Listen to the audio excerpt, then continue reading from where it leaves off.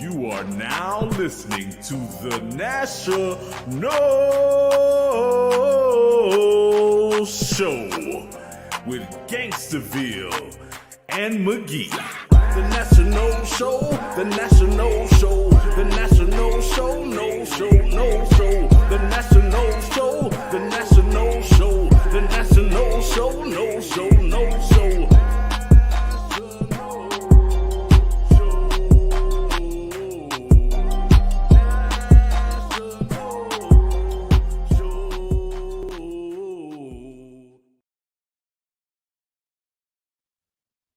Yo.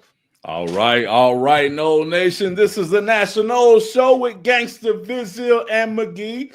If you're watching, make sure that you subscribe to our YouTube channel, which is YouTube / @National. That's @NATIONOLE. We're also on IGX and all the links that you can find on our Linktree page, Linktree / National Show, NATIONOLESHOW.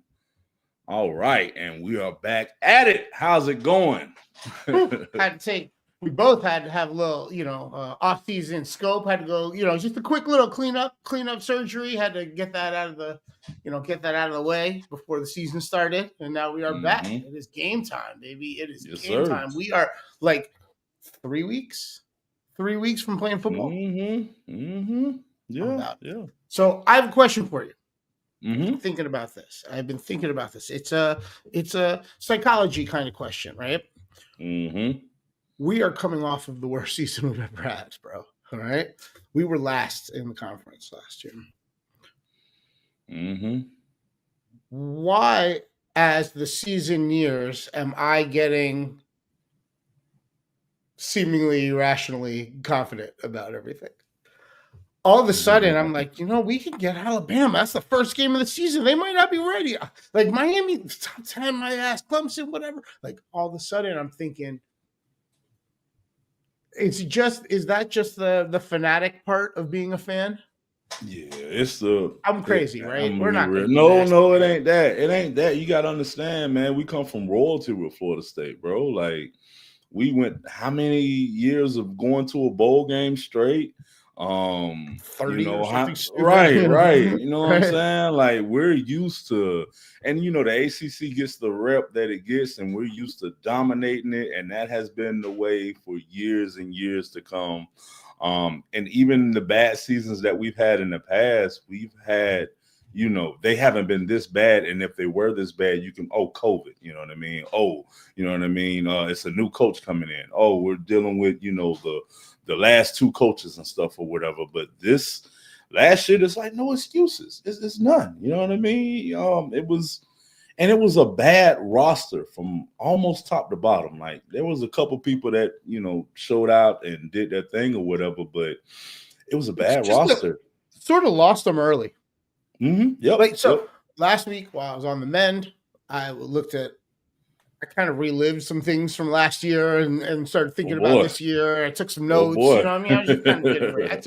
I was trying to be productive, even though I was down for the count for a minute. Right. So, one of the things that I realized about last season is that we weren't, when cats be performing at the Apollo and they suck and they get that hook, you know what I mean? They get that hook and they get yanked off the stage. I don't feel like we had a fast enough hook when our players weren't living up to justifiable expectations, right? Like we were expecting them to be professional or expecting them to work hard. We're expecting them to do certain things that come with the job. And that's what it is now. It's a job. After Georgia Tech, it seemed like it was already over, right? Like 2-3 weeks into the season, we'd already kind of lost them. And I suspect, right? I wonder whether or not, and I know money now comes into play. I know concern about them entering the transfer portal is a thing, but I wonder if we had been a little quicker on the dudes that weren't busting their ass the way they were supposed to be busting their ass earlier, if that would have sent a message, if that would have had a better effect on the latter half of the season. And I kind of touched on that a little bit, talking with people on the whole NIL process and how it's incorporated into running a college football team. Yeah. When it involves coaching, like, are you playing this guy because he has talent, or are you playing this guy because you're paying this guy? That's one of the things I worry about. One thing that I saw last week that stuck out to me, one of our former fullbacks, Freddie Richardson, I want to say his name is, or whatever. He had Jimbo on the podcast, and he went to talking about the differences in college football when he played. He played on the 2013 team with Winston that won the chip or whatever. And one of his biggest things that he talked about was like, he goes to practice now and kids are pulling up in BMWs and Jaguars, and like it's like a foreign car lot out there, you know what I mean? And they don't kind of have that dog in them that they had before. Like, he tells me a story when Jalen Ramsey was like, he knew he was hungry and he was in the dorms, and he walks by and he's like, "Oh, y'all got pizza." Comes in and, like, "Oh, let me hop on the sticks." And he, wants to play the video game just to account for getting the pizza. But Freddie was like, "Dude, just take the pizza and go on," or whatever. And he used that story to show, like, that's how he became the top dog, because he literally had the hunger in him. Yeah. And the worst case of it is our team last year, though. They didn't have an ounce of hunger in their bone. Right. Once we went up, they just gave up. And that's what I hated the most about it. It just felt like, oh, I'm just here to get to the NFL, or I'm here to get to my next team or whatever. I don't know if it's about money as much as it's about the transfer portal. You know what I mean? Yeah. We don't have guys that have been in Tallahassee for 3 years grinding together. Yes. It's a different attitude.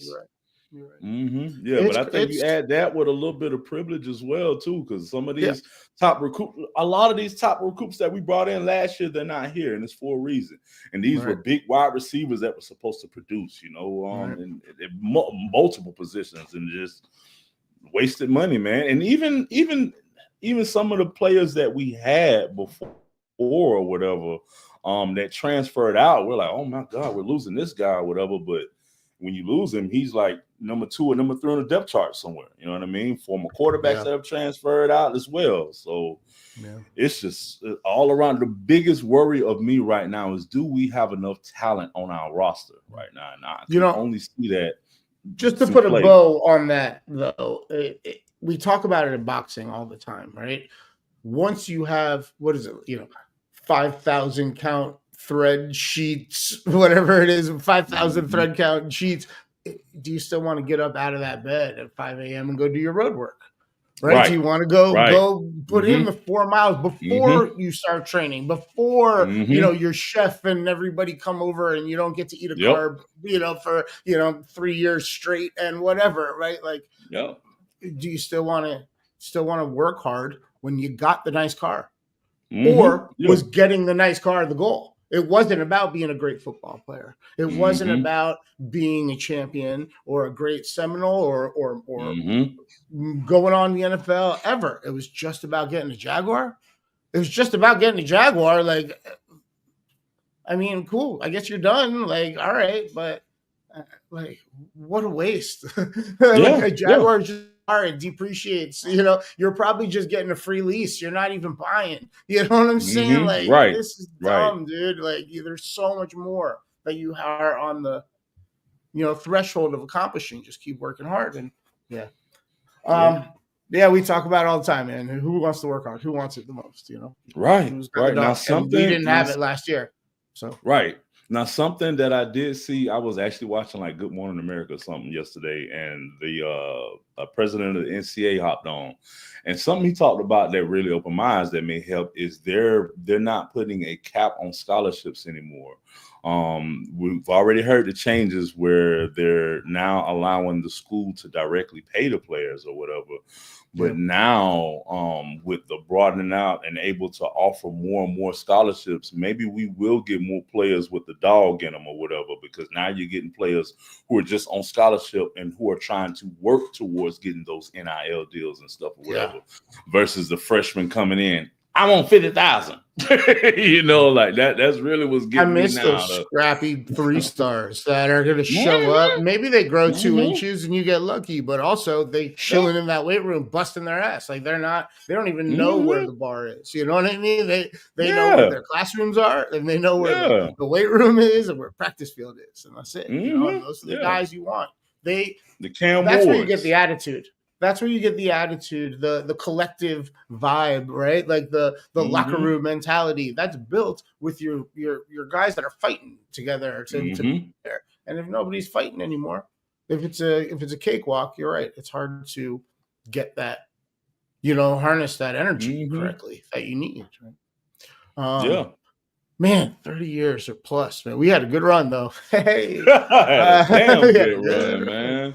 Yeah. Hell, think about what 99, 2000, and 2001. We was in the championship 3 years back to back. Like, yeah, good times, man. Good times. It wasn't all that long ago that we won a national championship and we were in the playoffs. And the next year, 2013, the BCS or whatever that shit was. The last year and the first year. Yep, who was in that thing? Yeah. All right. Quick before we get into, we're going to talk about the defense for this season, going into this season, because we're, like I said, 3 weeks away from kicking off against Alabama at home. Yeah. We have 4 home games before like October 3rd. Damn, we're crazy. Really every week.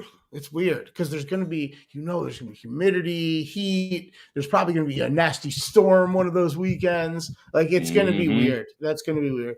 All right, but before we get into that, let's do a quick Pro No report. It is the summer, like basketball's over, football hasn't started yet, so it's a pretty quick one. But we got to talk about our Connecticut Sun. It is chaos over there, bro. They have been bought. No. The team has been bought. Looks like they're going to get moved to Boston. Probably good for the franchise, but not good for the team, this season, that's for sure. Little scrap on the court the other night against the opponent. Although I like that. I like that. You know what? That's what we need to have in Tallahassee, dude. Like, there wasn't fight in our team at the end of last season. Grit. At least these girls these women are 6-26 on the season. There's no climbing out of that hole, and they still like out there fighting for each other and trying hard. I like that. But chaos for our Connecticut Sun. They have a home game this weekend, this Sunday against the Fever. But like I said, tough hole to climb out of. You know what I mean? There's just not enough season left. They play. I want to say they play 40 games or 42 games or something. I think it's about half the length of the NBA season. On to brighter topic. Baseball, bro. Florida State's own Big Dumper, Cal Raleigh, leading the league in home runs, 45 of them. Tied for the league lead in RBIs. I forget how many, 90-something, 98. I wrote it down, but whatever. Leading his team, Seattle Mariners, into the playoffs. We might be Seattle fans this fall during the playoffs, man. We might have stake in the game, We might have some stakes in the game. That's exciting. So the only other sport we could really active right now is golf. Golf is kind of taken over the month of August. Both the Live League has their last big couple tournaments, and the PGA has their playoff structure. So right now, our guy Luke Clanton, he's done for the year. He had a great transitional season. I look forward to watching him next year in his proper rookie year in professional golf. I suspect I might look at the odds when they come out that he wins a major next year. That might be a good bet. But he's done for the year. But Daniel Berger, he made the top 50 who are invited to BMW, the BMW Championship this weekend. The top 30 from this tournament get to play next weekend at East Lake in Atlanta. Winner takes $10 million. That is the PGA Tour Championship. So he's got to beat 20 of his competitors. He's got to beat 20 of his competitors this weekend. So we're cheering for Daniel Berger. They're playing outside of Baltimore, Owings Mills. I forget the name of the course, but it's near Baltimore, Maryland. And then Brooks Koepka this weekend. Live League is in Indianapolis. This is their individual championship for the season. He is mathematically eliminated from the individual championship. That will likely go to the best Chilean golfer ever, Joaquin Niemann. But John Rahm has a chance. There's a scenario where he can pass him this weekend. Brooks Koepka, though, still this weekend, they play for standings for the team finals, which next weekend. So he's still got a lot to play for. A big weekend for him. So there is your Pro No report for Thursday, August 14th, 2025. Presented by National.com. Mm-hmm. Yes, sir. That's right. All right, man. So let's talk defense. I know most of the conversation about the Noles this offseason has been about the offense. We changed the coordinator. Gus Malzahn came in, brought in a whole new world in the quarterback room, and et cetera. And we'll talk about that next week. Breaking it up, right? We got 2 shows. We'll talk about offense, defense. But let's talk about the defense this week. Thoughts, expectations, rumors, better or worse than last year? Like again, 3 weeks out from Alabama. What do you got to say? Is the defense to me is the biggest question mark. Offense, like we'll talk about it next week, but you got Gus Malzahn coming or whatever. So at least you got some continuality with that and the quarterback and stuff or whatever. But defense, we let a bunch of guys go. The guys that we brought back last year from the year before didn't turn out. Example include Patrick Payton. And I kind of was on the fence when we let him go last year. Even though he didn't have such of a good year, it's like, okay, maybe I'd hate to see him go somewhere and have a breakout year. Goes to LSU, and now he's like second on the depth chart. So no big loss. I'm hearing good things about some of the freshmen, the Desert Twins, humongous. With the Twins on the defensive line, they have a lot of grit in them. Been hearing all the right things from them. Outside of that, I love our new defensive coordinator. The expectations that he's put on, you see players are transferring out before the season start because they probably just don't have what it takes or don't have it cut or whatever. He brought a couple guys with him from Nebraska. That's a real program. Those guys were in, they were playing Big Ten games last year. We're going to appreciate that experience, I imagine. Yeah, and that's the biggest plus for me is that we got a guy from Nebraska. Those Nebraska teams, they focus on the offensive and defensive line. He brought a couple people with him specifically on the defensive line. I'm hoping that's really the biggest turnaround that I'm hoping for this year on defense. Can we get pushed? Can we get sacks? Because that's where it starts at for the defense. We can't get interceptions and coverages break down if we can't get that push. And we haven't gotten that push since Jared Verse went to the NFL. Yeah. And then last year defensively, heck, man, we were like 106 nationwide, averaging 184 rushing yards per game against us. Like that's just 7 yards per pass attempt. Like, come on, man. We got a lot of work to work on defensive wise. Now the good things we brought in a bunch of people, but I'm not gung-ho because we said that last year. Right. You know what I mean? Right. So that's one. And then, most did we bring in the right people? Are they going to work well together, etc.? But right. I do like that there's different eyes on it this year than there were last year because obviously those eyes failed. Right? It didn't work last year. So, yeah. Is there a position group on defense that you are most confident in? And I guess the other side of that question is important too. Is there a position group on defense that you're worried about the most? Most confident, I would say linebackers. We always are solid with linebackers. They're always, do their jobs and stuff. I'm in the middle with defensive line, so that would leave cornerbacks and safeties. Our DBs is what I'm really, really worried about. That's the question mark. We're young. Yep. We're young at that position. Yep. We're young at that position. D-line too, though. We're young at D-line. It's not 4 or 5 year college guys anymore like it used to be.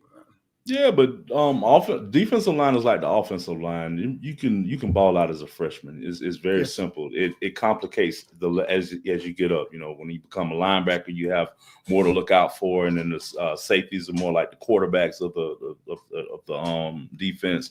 So you can get a freshman to come in the defensive line and ball out just off of size. Size is the biggest thing that you need on the line, and we have that. So that's why I'm not worried about it. Safeties is I'm worried about that because the few seniors that we've had, or the people that we've had on the program for the last couple of years, have either transferred out at the end of the season or transferred out within a couple of weeks ago or whatever. So we're really not only young but also thin at those positions. Yeah. So yeah, unless some no name nobody steps up and becomes a star, which is possible, which is super possible. We are the kind of program that both recruits those guys that are like, hey, everybody's sleeping on you, man. Come out here, ball out. We got the platform for everybody to see it when you do. And also, like, if there's a little bit of success early, like if we keep it close against Alabama and then rattle off a couple wins after that, you could see momentum grow. Like you could see confidence grow. It's not momentum. Pardon me. It's confidence. You can see. Well, these are young kids, man. So that's to be expected. When they succeed, it's going to have a very good impact on their next, outing. Unfortunately, the flip side is the case also with young people. They sometimes take it out a little too hard, and that might have been part of the problem last year. Spiral out of control. Yeah. As far as the Alabama game, like I always say, my goal, as long as we can keep it close, I got hope for our program. If we lose by a touchdown, hell, if we lose by 2 touchdowns, even 3 touchdowns, I'm like, okay, we're decent or whatever. Because it's Alabama. We got a history of playing these first games well, though. Like LSU wasn't thinking we was going to get them, and the year before that, Notre Dame, we had like a crazy first opening game against Notre Dame. Like we can win late, we can win a close game, we can pull off the miracle if we keep it tight. Yeah, but my keep it close. Might be able to pull it at home. That place could be rocking, bro. That place could be rocking. Yeah, my only thing is those teams for those openers, they had some continuity going into the season. This team, man, this is like a just slapped together free agent, just put together team. There's not that many players that's been there for a couple of years. There's not even that many players that's played together, on the team or whatever. So you're right. Having an opening game versus Alabama in a situation like that it just makes it that much more harder. Not to say that we can't pull up and show out or whatever, because hell, the year that we got Jared Verse, his first year in or whatever, that was kind of similar to this year. Nobody knew. Albany or wherever he was transferred from, like he wasn't on everybody's radar. Like we had, and there were other weapons on that defense, and by him rising up, it freed up. Like he takes up attention from the offensive, scheming, right? If we can have somebody transcend, right, and into that kind of a player, it will make the job easier for the rest of his teammates. So that would be amazing. That's the dream, buddy. That's the dream right there. Someone needs to rise to the occasion. Yep, totally agree. But if they do, we will be yelling and screaming and cheering for them and supporting them and talking about them, and we'll have their back. We will love them forever for doing so. That's how we are as a fan base. So we're appreciative. We're appreciative of hard work. You just got to work hard. Yeah, definitely, man. But I do like the fact that Coach brought them up to Jacksonville out of their comfortable environment or whatever to have practice up there. I don't know if they're still up there, but I know they was up there for a couple of days a week or whatever. Biggest game of his coaching career. Most definitely. Yep. The biggest year, really. Like this is a true test. He has all new players and new coordinators, and he's coming off a shitty year, and nobody expects shit out of him. And it's now or never for Norvell. He can solidify himself as a legend in the game if he can bounce this program back. and somehow deserve an extension on his contract because he plays well this year, or they play well this year and next year, and all of a sudden that was a blip, right? That was a bad year, and look how he turned it around afterwards. Like this could be very big, the beginning of a great story. But I mean, hell, look at the dynamics. He was almost an Alabama coach at one point. They were recruiting him to be their coach at one point last year. Yeah, know what I'm saying? So it's just crazy how everything unfolds with that, man. Yeah. We went from, oh no, we need our coach, to, oh man, we you know what I mean? Just 1 year, everything turned upside down, man. Shouldn't have had JT out there in that game. Yeah. Yeah, man. Right? I mean, it was fucking game, bro. Yep. Game we were gonna win. Yep. Whatever. I go back and forth on that. I waffle on that because sometimes when we talk about it, I'm like, the kid wants to play. The kid, it's his last chance in front of the home crowd, all that shit. And then the flip side is like, because had we had a full team in that playoffs and all that stuff, like everything snowballed after that. Yeah. It's crazy. Yeah. It's crazy. Especially with the fact that JT never was able to come back from that, man. That's still is he's coaching now. Who knows, someday he might be on the staff of Florida State.